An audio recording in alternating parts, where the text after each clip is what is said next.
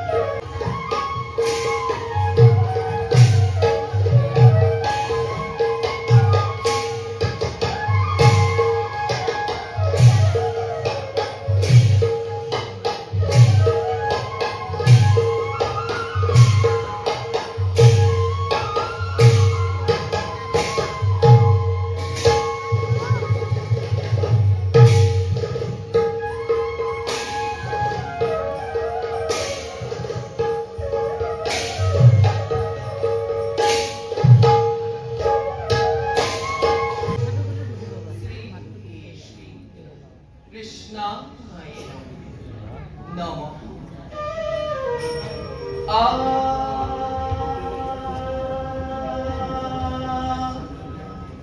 নিরন্তরে হরি বল, হরি বল। প্রথম সারঙ্গরাগেণ জ্ঞাতং রাম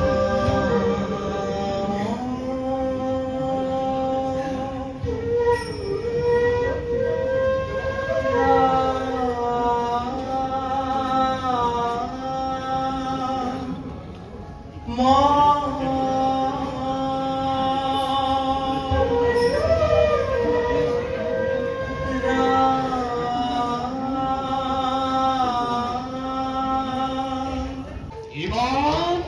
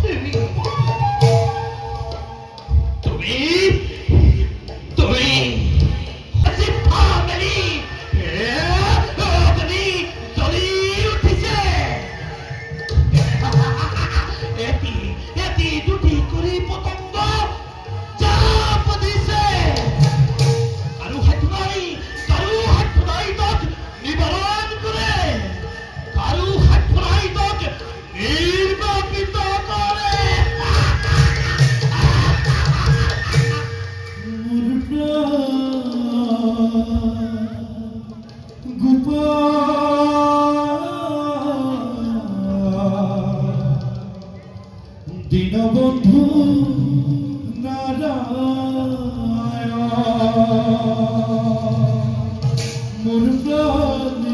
প্রাণ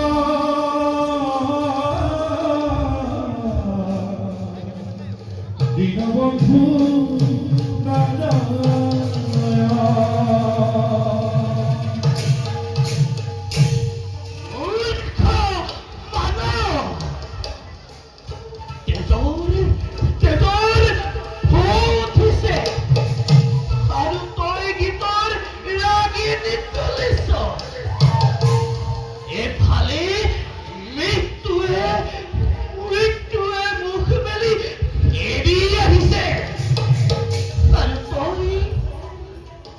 সংগীতত সুধা ঢালিছা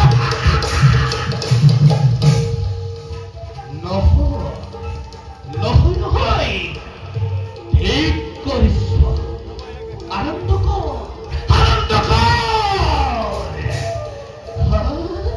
হস্তিনাপুৰ যাই দুৰ্যোধন যাই কুৰুকুল যাই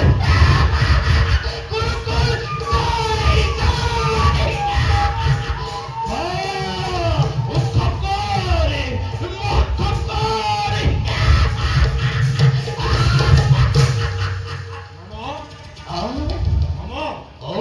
শৈল্য যুদ্ধ জয়ৰ উৎসৱ শৈল্য যুদ্ধ জয়ৰ উৎসৱ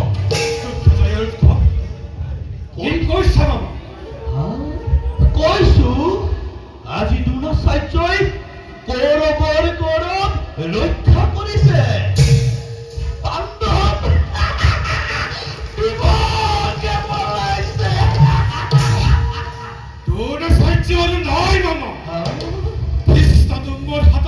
নিহত আমি পৰাজিত তুমি সুন্দৰ মিছা কথা কব জানা শৈল্য সুন্দৰ মিছা কথা কব জানা মিছা নহয় ই সত্য সত্য অসত্য সত্য মামা সত্য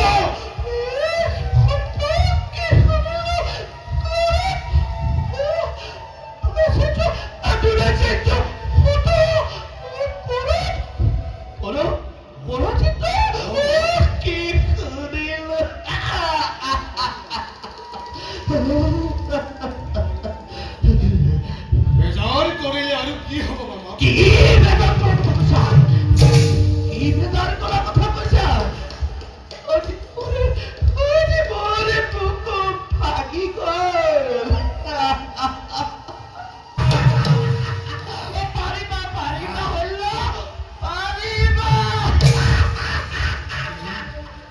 কিন্তু কৰ্ণক যদি মহাৰাজে সেনাপতি পালে কৰ্ণ আকৌ বীৰ বাৰু এইবাবে কোনো চিন্তা নাই শৈল্য আহা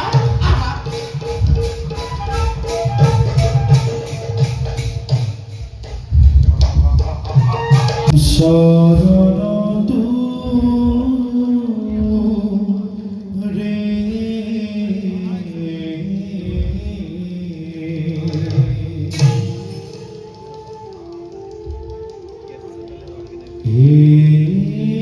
দুঃখ সাগৰে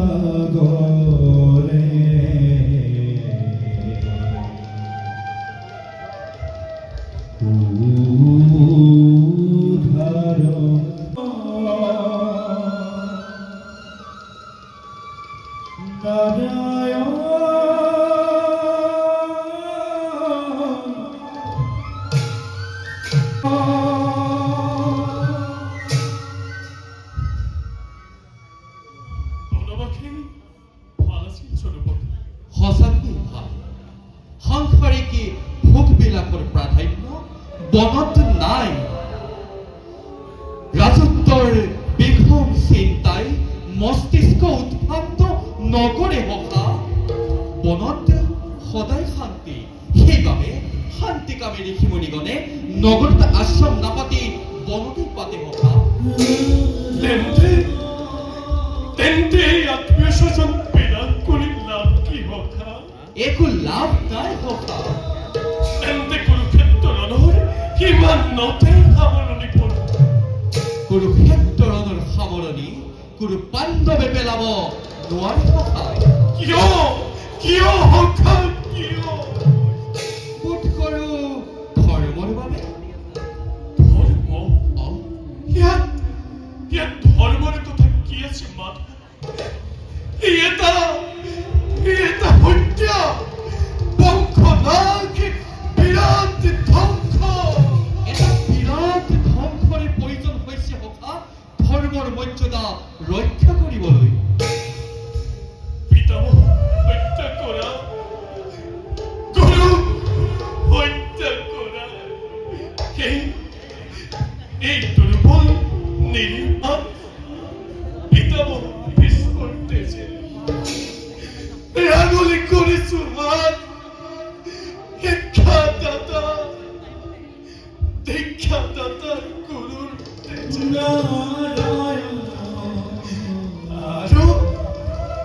আৰু কিয় দাদা কিয় মোক ভাবিবলৈ দিয়া অৰ্জুন ভাবিবলৈ দিয়া ভাবিছো দাদা এখনি ভাতৃৰ মাজত আছে বান্ধু দুটি বাকী এই ভাতৃৰ সুদিততে ৰাজহিংসাখন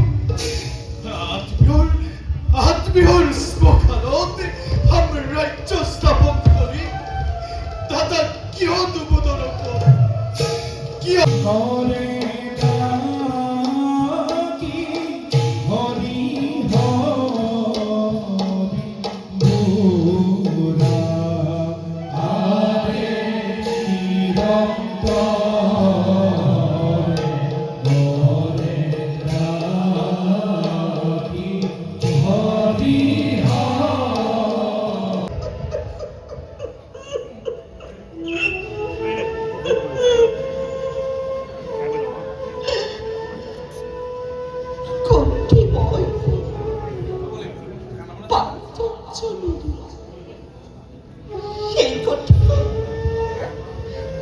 সেই কথা আজি জানে সকলোৱে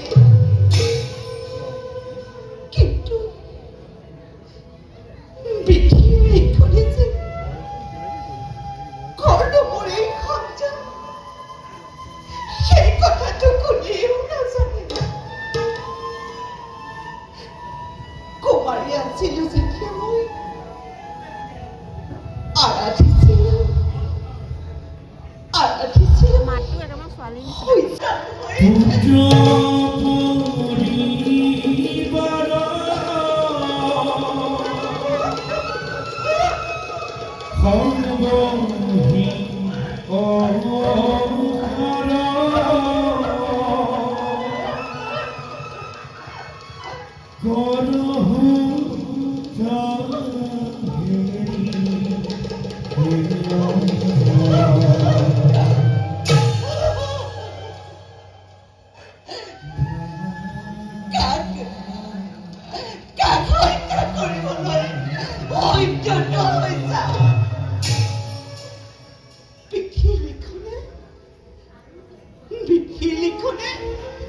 তুমি মোর এক সন্তান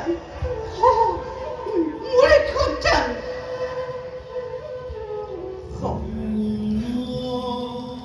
কেউ যদি कुसुम शंकाशं कश्यपं महादुतं धनंतरे ओम हुज्जादेवाय नमः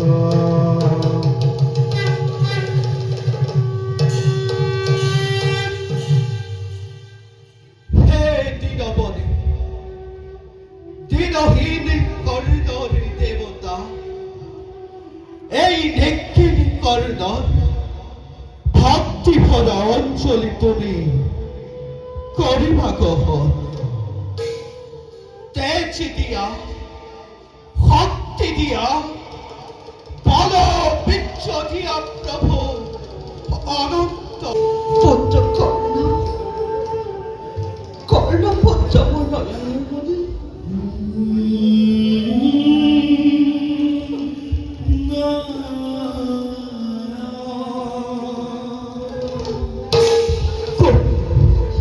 কর্তব্য দেবী আসম্পেতে উপস্থিত হই পুত্র বলি ফোলা লাগি মধুর বসনে যে কি নহব তুমি জানিবার মনে নাই প্রয়োজন তৃপ্তি পূজা খেয়ে হল বাকি থকা ফুলন অঞ্চলি সরলতে চাষিল তোমার মাতৃরূপে করিভাগ হল হিয়া ফোলা কৃপা যাচিছো তুমি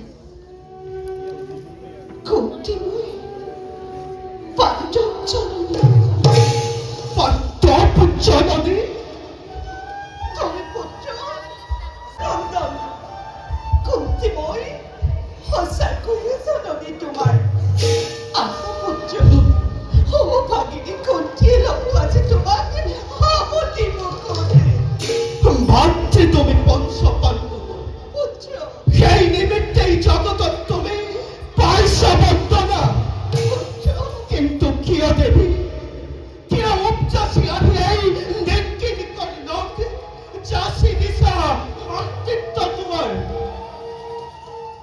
মইতো বিচৰা নাই তেনে অধিকাৰ দিয়া নাই তেনে একাকী হৃদয়ত স্থান লাভ কৰি তুমি মোক কুমাৰী কালত লকুৱাই কলংকৰ পূজা মাতৃ হৈ জনম দায়িনী অতি নিকৰুণ ভাৱে বিপঞ্চিলে ভক্তি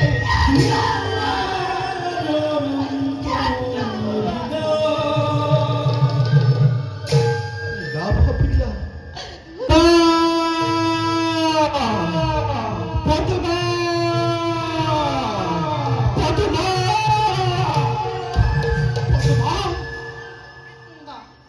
পদ্মা না জীবন ৰহস্য মনে শুনিবা পাখি কি কৈছে প্ৰিয়তম একো বুজিব পৰা নাই মই আপুনি ইমান চঞ্চল হৈছে কিয় চঞ্চল নহয় পদ্মা দেৱ স্থিৰ আজি মই অচলে অতলে জানা পদ্মা মই কোন জানো আপুনি মোৰ স্বামী আপুনি মোৰ গুৰু আপুনি মোৰ দেৱতাৰ দেৱতা আৰু কি মানে পদ্মা আৰু প্ৰভু জানিবৰ নাই প্ৰয়োজন নাজানা পদ্মা পুত পুত্ৰ মই আছিলো এদিন জানো প্ৰিয়তম নাজানা পদ্মা পুত পুত্ৰ মই আছিলো এদিন কিন্তু আজি হল কুন্তি পুত্ৰ মই জ্যেষ্ঠ পাণ্ডৱ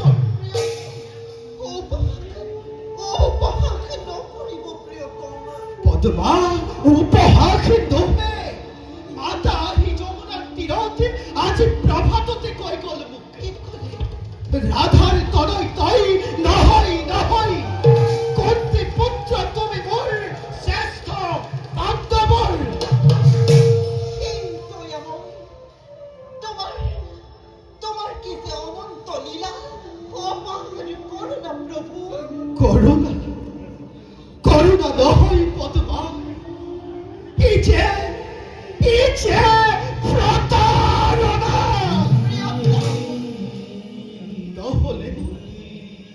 নহলে ব্যর্থ করি জীবনের সোণালী অতীত সেই পাতি লই রেখে অভিশাপ অন্তিমর যৌবনিকা পড়ার আগতে জানিলো হেতালি কিয় কুন্তি রাজেশ্বরে মাতৃ বলে মোর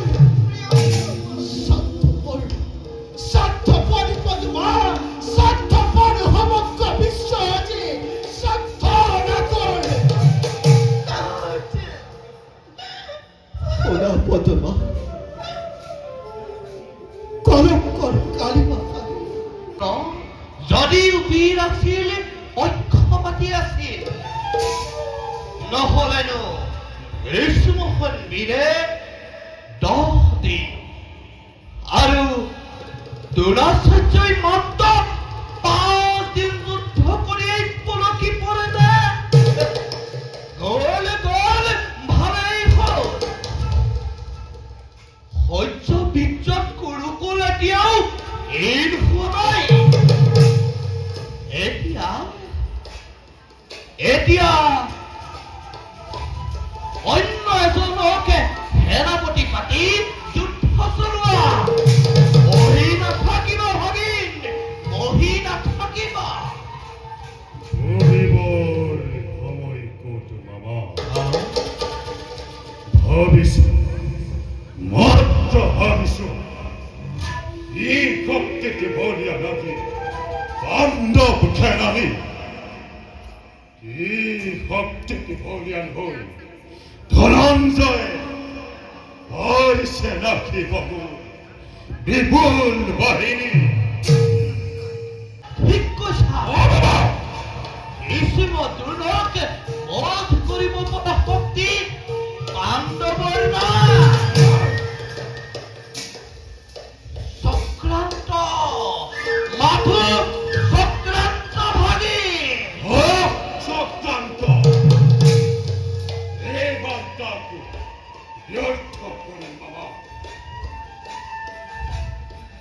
অংগাধিপতি কৰ্ণ সেনাপতি পাতি পৰীক্ষা কৰিম মামা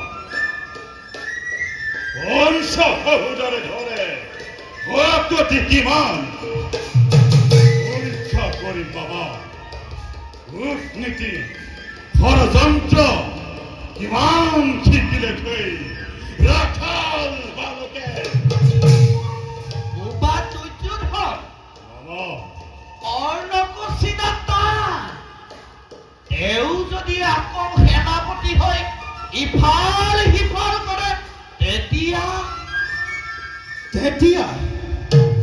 তেতিয়া কৈক্ষচ্যুত হ'ব পাৰো মধ্যাহ্ন বেলা বাবা এতিয়াও ম্লান নোহে ধৰ্মৰ মহিমা এতিয়াও পুণ্যৱতীখন শ্যাম বসুন্ধৰা হ'ব পাৰো বিশ্বৰ অস্পৃশ্য হ'ব পাৰো সুত পুত্ৰ মই তথাপিতো সখা বুলি ভাতা বুলি যাক মাৰি লালু সাৱতী লক্ষ কুৰুক্ষেত্ৰ শতাধিক দৈৱকী নন্দন আহিলেও নোৱাৰে ছিঙিব আমাৰে বন্ধুত্বৰ জন নোৱাৰে ছিঙিব আমাৰে ভেদেৰে বান্ধৰে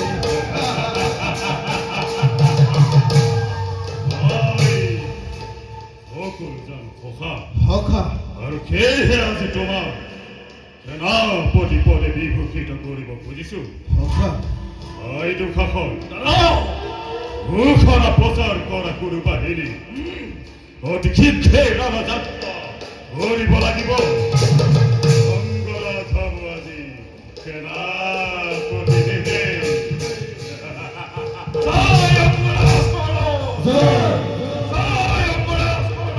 জয় অংগৰাজ কৰ্ণ!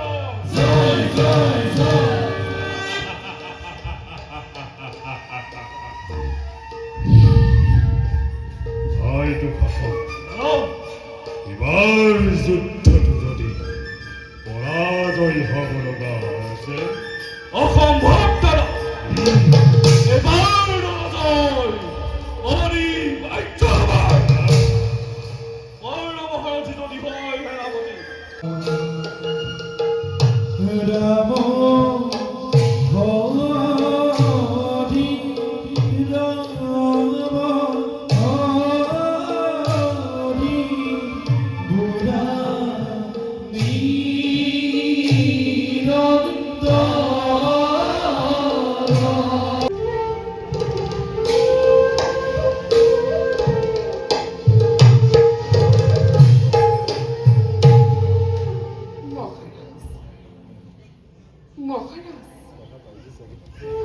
আপনি দুৰ্যোধন অলপ বোঝাবছো সি আপোনাৰ কথা শুনিব মহাৰাজ সি নুশুনে ৰাণী সি সি মোৰ কথা নুশুনে। কিয় নুশুনিব? অভিমানী হলো মোৰ পুত্ৰ তুৰ্য অবিবেচক নহয়। আপুনি তাৰ পিতা, আপুনি জন্মদাতা। গতিকে সি আপোনাৰ কথা শুনিব মহাৰাজ, সি আপোনাৰ কথা শুনিব। আৰু তুমিওতো তাৰ মাতা। পুত্ৰই যদি পিতৃৰ কথা শুনিব পাৰে, তোমাৰ কথাও নুশুনি নাথাকে গান্ধাৰী। কিমান বুজালো, কিমান চেষ্টা কৰি চালো, কিমান অনন্ত বিনয় কৰিলো, সকলো অথলে গ'ল মহাৰাজ, সকলো অথলে গ'ল। আৰু মই কি বুজোৱা নাই, মই তাক অনুৰোধ কৰিবলৈহে বাকী ৰাখিছো। কতদিন তেন্তে কোৱাই, তোমাৰ আদেশত কুৰুক্ষেত্ৰৰ পৰা মই লৈ আহিছো। মই কম, তই শুনিবি। কোনদিনা তোমাৰ অবাধ্য হৈছো? তেন্তে তই যুদ্ধ পৰিত্যাগ কৰিবা। মোৰ সকলো হ'ল, মাথো তই আৰু দুখাখন আছ।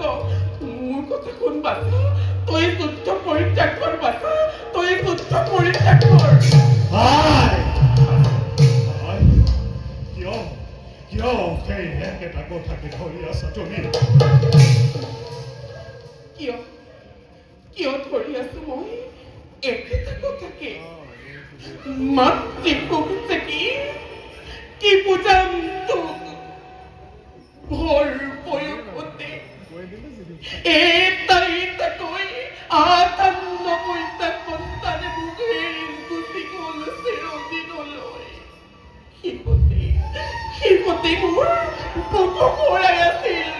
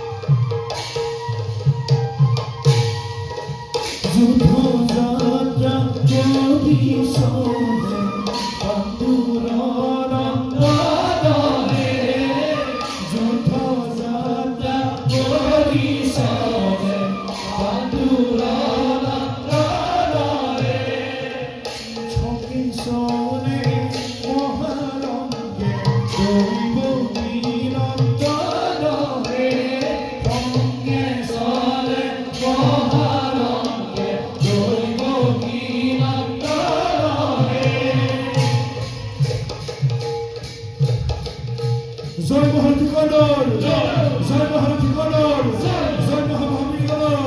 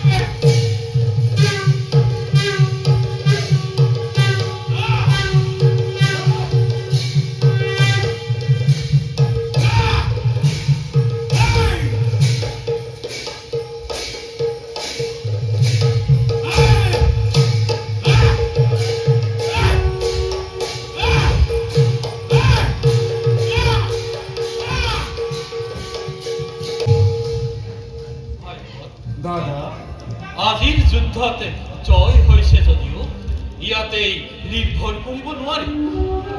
কৰ্ণ যে অসীম প্ৰতাপী দুৰ্জয় বীৰ। কৰ্ণৰ শক্তি কি সন্দেহ করিলে ভুল করা হবে। অর্থহীন ভাব দাদা। এইভাবে দাদা নহব চিন্তিত। বিভীষিকা প্রহেলিকা আহি মুকুজে অস্থিৰ কৰে কোনো সময়ত। কিন্তু সেই বুলি মই নহো কাতৰ। যিমানেই ডাঙৰ বীৰ হওক, কৌৰৱৰ যিমানেই শক্তি থাকক, শেষ ফল আমাৰেই শুভ হ'ব বুলি মোৰ ধাৰণা দাদা। সেই ধাৰণা কি মনত কোন সন্তানক কলহি তাৰে নিছা প্ৰভু? দাদা দাদা দাদা দুৰ্যোধনৰ পৰম মিত্ৰ কৰ্ণ মহাবীৰে যুদ্ধক্ষেত্ৰৰ পৰা প্ৰাণ লৈ পলাল দাদা। শুনিছো ভাই, ই যে অতি আনন্দৰ কথা। এই পলায়নৰ পুৰস্কাৰ স্বৰূপে দুৰ্যোধনে কৰ্ণক আগতেই অংগঠিক দান দিছিল দাদা। দাদা দুৰ্যোধনৰো অটল বিশ্বাস কৰ্ণৰ ওপৰত। কোনো অযোগ্যজনক বিশ্বাস স্থাপন কৰা নাই আপুনি। কিন্তু এইদৰে পলাবলৈ হলে সেই বিশ্বাস ৰব কিমান? এই বীৰত্ব উজাপ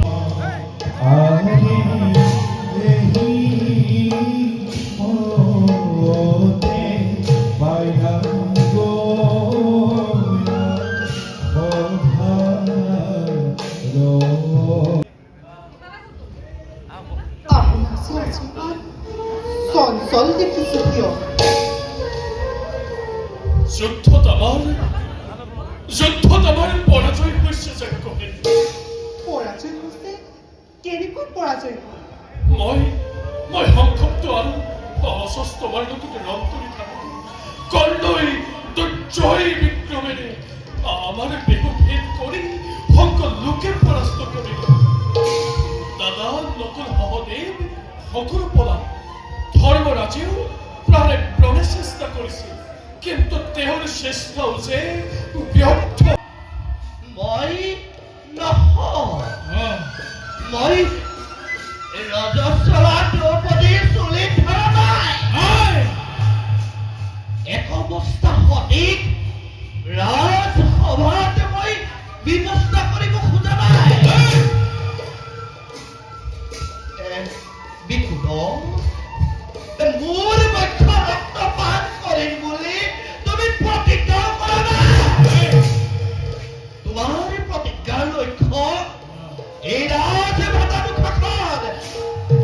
দুখাখন কি চাই আছা? ধৰ্মৰ দেৱতা তোমাৰ ভয়ত কম্পিত